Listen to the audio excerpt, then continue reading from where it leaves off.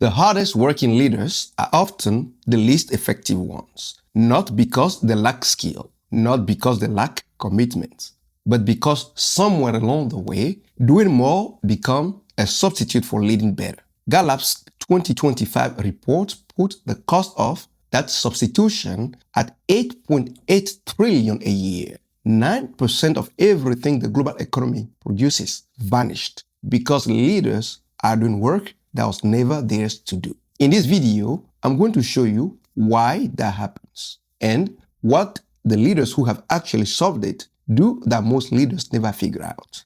November 14th, 1943, Carnegie Hall, New York City, sold out crowd. The scheduled conductor, Bruno Walter, falls ill that morning. No time to counsel, no time to find someone with experience. So they call a 25-year-old, a complete unknown, someone no one in that audience had heard of. His name was Leonard Bernstein. He had never conducted the New York Philharmonic before, never rehearsed with them. He walked out onto that stage, probably doubting himself, and yet he delivered a performance so extraordinary that the New York Times ran it on the front page the next morning. But here is what I want you to sit with, because this is the part most people completely missed. Bernstein didn't play a single instrument that night. He made no sound at all, and that is exactly what made him unforgettable. Now, think about that for a second.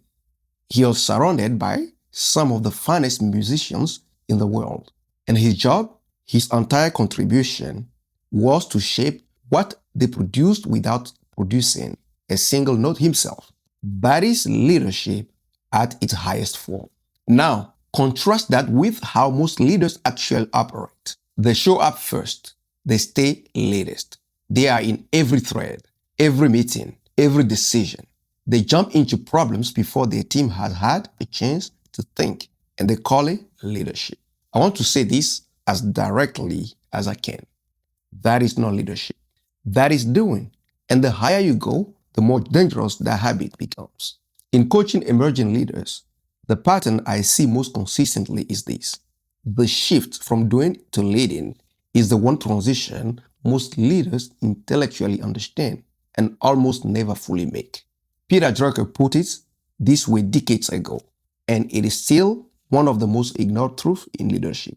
Efficiency is doing things right. Effectiveness is doing the right things. The hardworking leaders, who also happen to be the least effective ones, weren't lazy. They were skilled. They were disciplined. They were just still playing instruments in an orchestra that needed a conductor. And here is where it gets interesting, because the reason most leaders can make the shift isn't what you think. Most people assume it is a time problem, or a trust problem, or a team problem. It is none of those things. Those are symptoms. The real problems runs deeper, and we are going to get to it in a moment. But first, let me show you what the shift actually produces when a leader gets it right.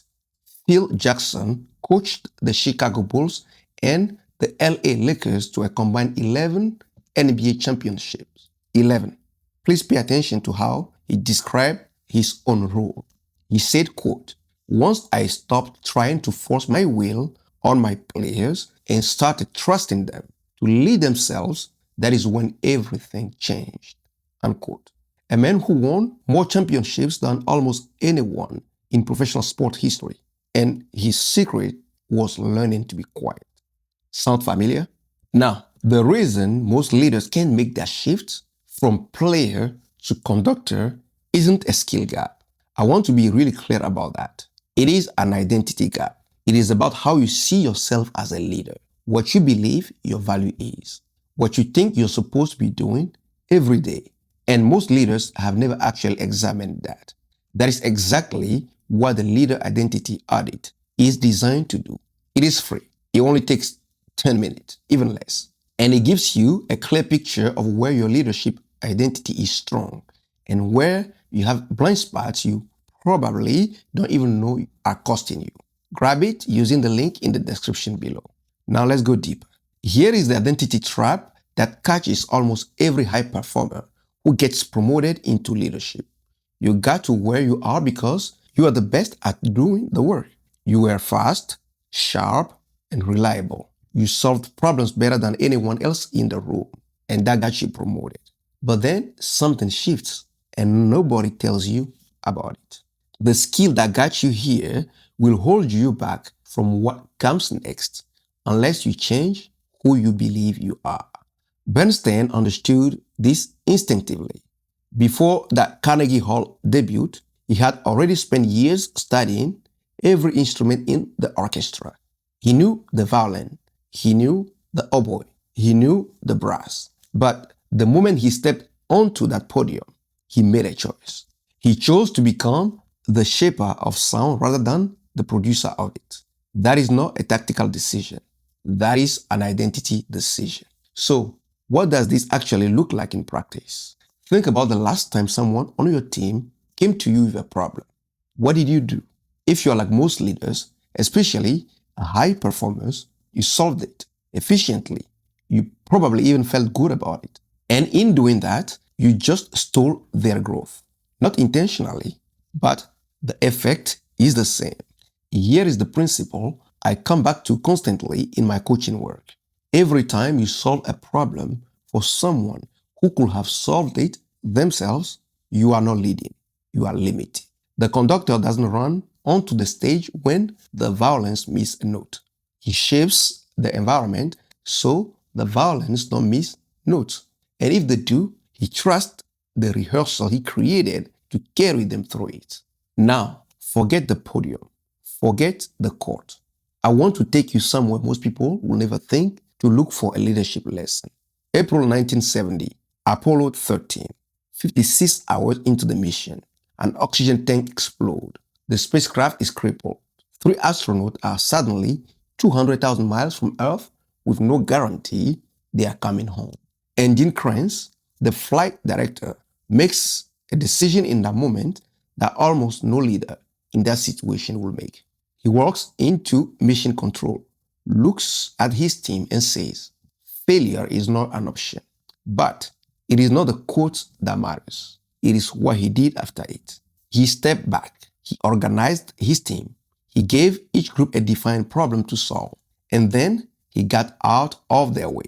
He didn't solve the reentry problem himself. He didn't solve the power problem himself. He conducted the solution. 3 astronauts came home because a leader knew when to stop playing the instrument. This is what the shift looks like at every level. From a 25-year-old walking into Carnegie Hall, to an NBA coach with 11 rings, to a flight director with the weight of 3 lives on his hands. The pattern is the same. They each had to let go of being the best performer in the room and become the person who makes everyone else perform at their best. So here is your work this week. One question, just one. Where in your leadership are you still playing the instrument? When you should be conducting the sound? Pick one thing, one recurring task, one type of decision, one problem you keep solving yourself, and ask, is someone on my team capable of owning this or developing into owning it?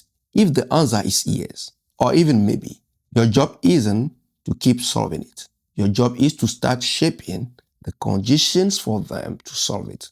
That is the shift. That is what Bernstein did. That is what Phil Jackson did. That is what Gene Kranz did.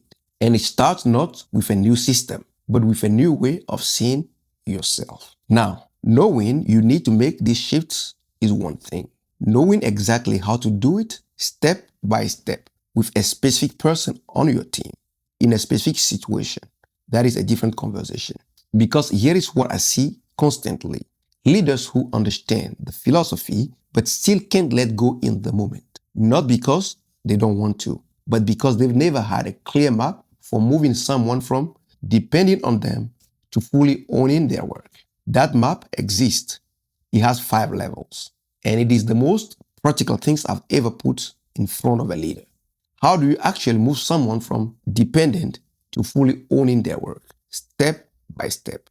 That is exactly what I will be sharing next Tuesday. Subscribe and share if you haven't yet. We have a much needed topic coming for you this Friday. Stay tuned. God bless.